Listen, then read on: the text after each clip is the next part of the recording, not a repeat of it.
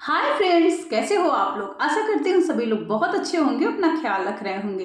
तो आज मैं आप लोगों के लिए लेकर आई हूँ रक्षाबंधन स्पेशल एक स्वीट की रेसिपी, जो कि आप 15 दिन पहले ही बनाकर इसे रख सकते हैं और आराम से 15 दिन तक खा सकते हैं। और अगर आप इसे फ्रिज में रखेंगे तो आप इसे महीनों तक खा सकते हैं। ये जल्दी खराब नहीं होती है, बहुत ही ज़्यादा डिलीशियस बन के रेडी होती है। लेकिन इसका आपको पूरा प्रोसीजर देखना पड़ेगा, क्योंकि स्टेप बाय स्टेप होती है।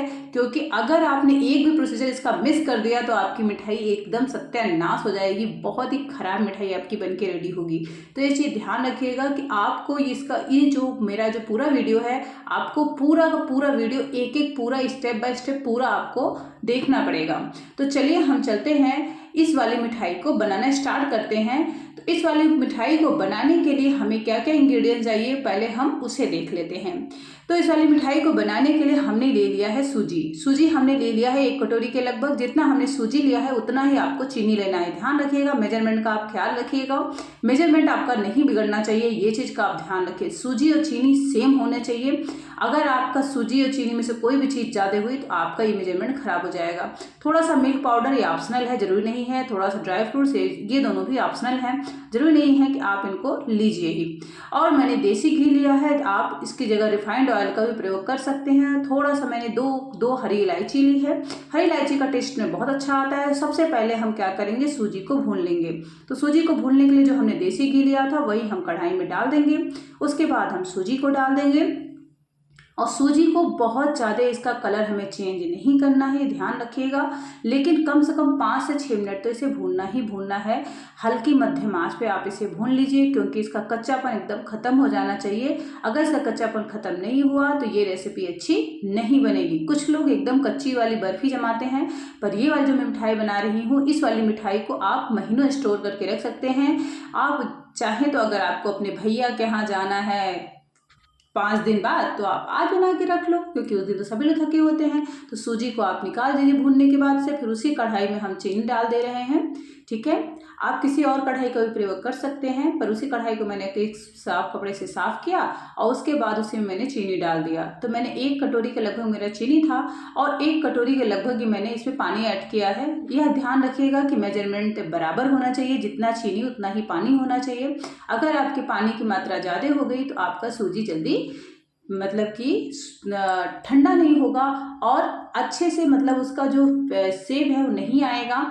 लेकिन इसका पूरा का पूरा प्रोसीजर होता है। तो जब तक हमारा चाशनी बन रहा था तो हमने एक बर्तन में घी लगा के रख लिया है, क्योंकि घी लगा रहेगा तो हमारा जो बर्फ़ी है बहुत अच्छे से, जो हमारी मिठाई है बहुत अच्छे से छूट जाएगी। तो हमारी यह चाशनी लगभग रेडी होने वाली है। तो हमने क्या किया, इलायची पाउडर डाल दिया। इलायची हमने घर की इलायची है वही हमने कूट के डाली है। आप चाहें तो मार्केट से भी इलायची पाउडर ले आ सकते हैं। तो इस चाशनी को आपको बार बार चेक करना है कि ये चाशनी अभी तैयार हुई या नहीं। तो इस चाशनी को चेक करने के लिए आपको देखना पड़ेगा कि इसमें चिपचिपापन आ रहा है कि नहीं, क्योंकि अगर चिपचिपापन नहीं आएगा तो आपको आपकी चाशनी बनकर रेडी नहीं हुई है। और ध्यान रखिएगा, अगर गर्म हो तो हाथ से ना छुएं, और एक तार बनना चाहिए। अगर एक तार नहीं बन रहा है तो आपकी चाशनी बनकर रेडी नहीं हुई है, ये ध्यान रखिएगा। अगर एक तार नहीं बना तो आपकी चाशनी तैयार नहीं है, तब आप इसमें सूजी ऐड मत करिए।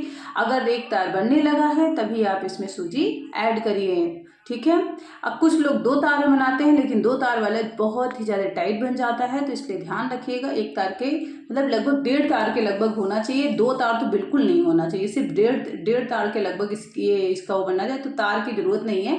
आपको ये ध्यान रखना है कि हल्का सा मतलब ये हल्का सा गाढ़ा, बहुत ज़्यादा गाढ़ा हो जाए तब आपको डाल देना है इस सूजी को। तो ये गाढ़ा हो गया है, तो अब हम इसमें सूजी को डाल दे रहे हैं। सूजी को डालने के बाद से हमको अच्छे से इसको मिक्स करना है। ठीक है, इस तरह से हमको चलाते हुए इसको पकाना है, क्योंकि सूजी आपको पता है कि बहुत जल्दी गाढ़ी हो जाती है। तो अब इसी सूजी में हम डाल देंगे जो हमने मिल्क पाउडर लिया था वो डाल देंगे। इसका टेस्ट इसमें बहुत अच्छा आता है। और जैसा कि मैंने कहा कि आप इस वाली मिठाई को जितने दिन चाहे उतने दिन आप इसे स्टोर करके रख सकते हैं। आप कहीं अगर यात्रा में जा रहे हैं तभी आप इस मिठाई को ले जा सकते हैं, क्योंकि मार्केट की चीज़ें अच्छी नहीं होती हैं, और मावा की अगर आप बनी हुई मिठाई ले जाते हो तो पेट खराब होने का डर होता है।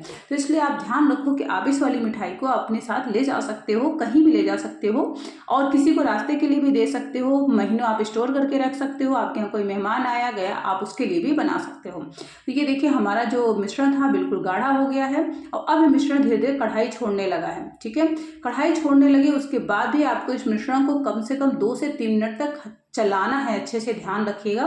तो ये हमने चला दिया था। अब हम उसी बर्तन में उस वाले मिश्रण को खाली कर लेंगे जिस मिश्रण को हमने अभी तैयार किया है, जो और उसी बर्तन में खाली करेंगे जिसमें हमने पहले ही घी लगा के रख लिया था।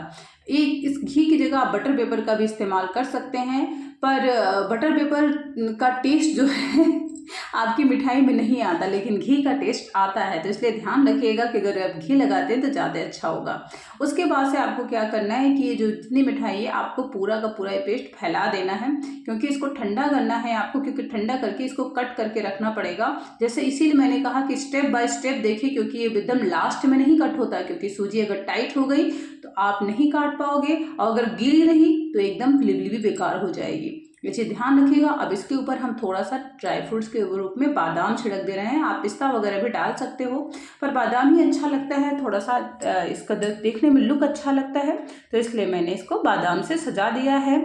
और बादाम से सजाना ही ज़रूरी नहीं है, उसके ऊपर से आपको क्या करना है, किसी चम्मच या किसी भी बर्तन से आपको इसको दबा देना है, क्योंकि अगर आप इसे दबाएंगे नहीं तो काटते समय क्या होगा कि ये बादाम ऊपर रहेगा और ये भरभरा हो जाएगा और ये गिर जाएगा नीचे। तो इसलिए आपको ये जो बादाम है इसको इस तरह से चम्मच से या किसी चीज़ से, देखिए सूजी हमारी सूखने भी लगी, तो इसे ध्यान रखिएगा। ये जैसे ही आप इसे रखें उसके 10 मिनट बाद आपको इसे कट करना है।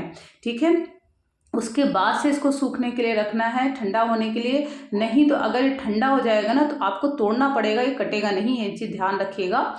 तो अब ये क्या है, मैंने पूरा का पूरा जितना बादाम था सब मैंने चम्मच की सहायता से, चम्मच के पिछले पोर की सहायता से मैंने सारा का सारा बादाम अच्छे से इस पर टैप कर दिया है। अब ये बाहर नहीं निकलेगा।